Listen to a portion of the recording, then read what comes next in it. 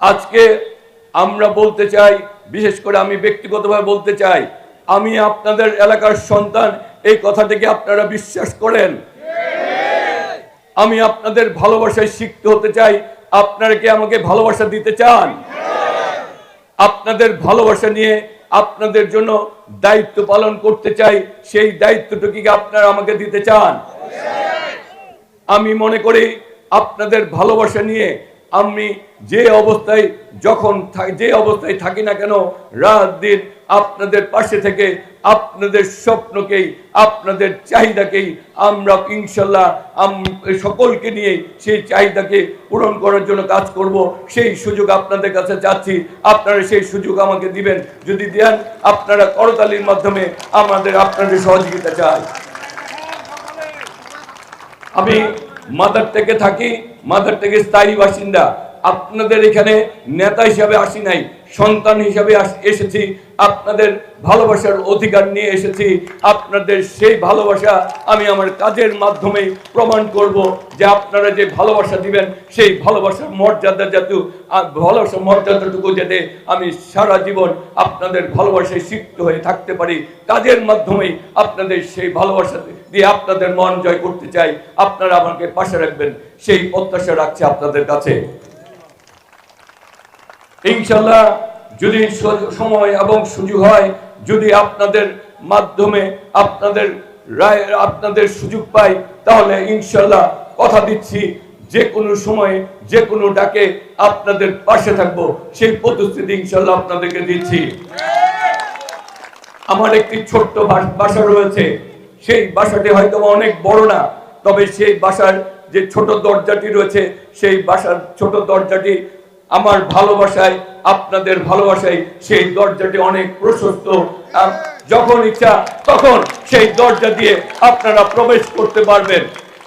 আর আপনারা, আমার বাসাটি যেহেতু অনেক বড় নয়, আপনারা রাস্তায় দিয়ে ডাক দিলে, হাবিব তুমি কোথায়, আমাদের দরকার, তুমি বেরিয়ে আসো, ইনশাল্লাহ কথা দিচ্ছি সেই সময় যখন ডাকবেন তখনই আপনাদের সামনে হাজির হব। আরেকটি কথা বলি, আমার বাসায় যেতে কোনো রাজনৈতিক নেতা, কোনো মাধ্যমের দরকার নাই। আপনারা আমার বাসায় যাওয়ার জন্য কাউকে ধরে আমার বাসায় যাবেন না।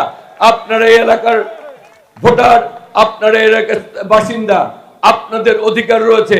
যখন ইচ্ছা তখন আপনার বাসায় যাওয়ার অধিকার আপনাদের রয়েছে। আপনারা সেই অধিকারটিকে পরিপূর্ণভাবে ভোগ করবেন। আর বক্তব্য সারাক্ষণ অনেক বক্তব্য শুনছেন, আর বক্তব্য বাড়াবো না। একটি কথা বলতে চাই, আমার যে নেতা জনাব মির্জা আব্বাস, তিনি আমাকে শিখিয়েছেন, যখনই সুযোগ পাবা এলাকার জনগণের পাশে থাকবা, যখনই সুযোগ পাবা এলাকার উন্নয়নে নিজের কাজ করবা। আমি সেই বিশ্বাস স্থাপন নিজেকে ভিতরে, আমি সেভাবেই নিজেকে তৈরি করেছি। বলতে চাই, আগামী দিনে আপনারা যখন যেই দায়িত্ব দিবেন, ইনশাল্লাহ সেই বিশ্বাসের সম্মান ইনশাল্লাহ আপনাদেরকে কাছে রাখবো। সেই প্রতিশ্রুতি আপনাদেরকে দিচ্ছি। আমাদের একজন নেত্রী রয়েছেন, মহিলা দলের সভানেত্রী, তিনি 18 সালে নির্বাচন করেছেন।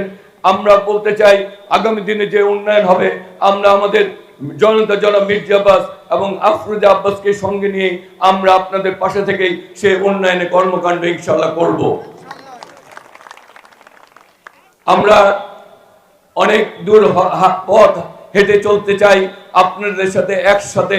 আপনারা যদি আমাদের সাথে সেই পথ হাঁটেন, ইনশাল্লাহ আমরা কথা দিচ্ছি, আমরা যে বিগত দিনে যে 16টি বৎসর আমরা যে উন্নয়নের ছোঁয়া থেকে বঞ্চিত ছিলাম, আমরা যে অধিকার থেকে বঞ্চিত ছিলাম, আমরা সকলে মিলে এমনি একটি সমাজ ব্যবস্থা গড়ে তুলব, যে এই সমাজ ব্যবস্থায় আমরা সকলেই সেই সমাজ ব্যবস্থার অংশীদার হব। আপনাদেরকে কথা দিচ্ছি, ইনশাল্লাহ আমরা সেই সমাজ ব্যবস্থা গড়ে তুলব। আর দলীয় নেতা কর্মীদের উদ্দেশ্যে বলতে চাই, আগামী দিনের বাংলাদেশ, জনাব তারেক রহমান বলেছেন, আগামী দিনের বাংলাদেশ শুধুমাত্র জাতীয়তাবাদী দলের বাংলাদেশ হবে না, আগামী দিনের বাংলাদেশ 18 কোটি মানুষের বাংলাদেশ হবে। সুতরাং দলীয় নেতা কর্মীরা আপনারা আমাদের এই এলাকার যারা এলাকাবাসী রয়েছে তাদের মন কিন্তু আপনাদের জয় করতে হবে।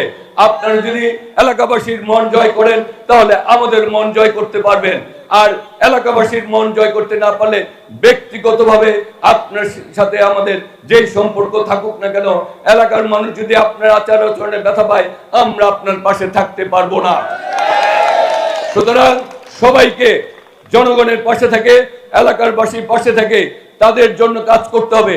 যে এলাকার জন্য কাজ করবে সে ব্যক্তিগতভাবে যদি আমার সাথে কোনো কারণে দূরত্ব থাকে, দলের স্বার্থে, দেশের স্বার্থে, রাষ্ট্রপতি জিয়া রহমানের আদর্শকে বাস্তবায়ন করতে, দেশনেত্রী বেগম খালেদা জিয়ার স্বার্থে, আমাদের জনতা মির্জা আব্বাস আফরোজ আব্বাসীর স্বার্থে আমরা ইনশাল্লাহ তার পাশেই থাকবো।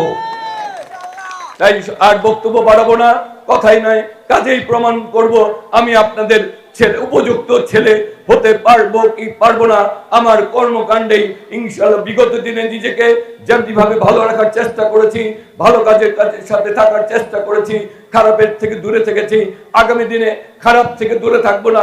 খারাপকে আমরা আপনারা সকলে মিলে প্রতিহত করব, সেই প্রত্যাশা জানিয়ে আপনাদের ভালোবাসা দোয়া প্রার্থনা করেই আজকের মতো বিদায় নিচ্ছি। দেখা হবে আগামী দিনে। আগামীর বাংলাদেশ এমন একটি বাংলাদেশ চাই যে বাংলাদেশ হবে আমার না, যে বাংলাদেশ শুধু আমার না আমাদের হবে, যে বাংলাদেশ ক্ষমতা না জনতার হবে, যে বাংলাদেশ আমাদের সবার আগে থাকবে বাংলাদেশ, সেই বাংলাদেশে প্রত্যয় ব্যক্ত করছি। আমার আগে আমরা, আমাদের আগে দেশ, ক্ষমতার আগে জনতা, সবার আগে, সবার আগে, সবার আগে।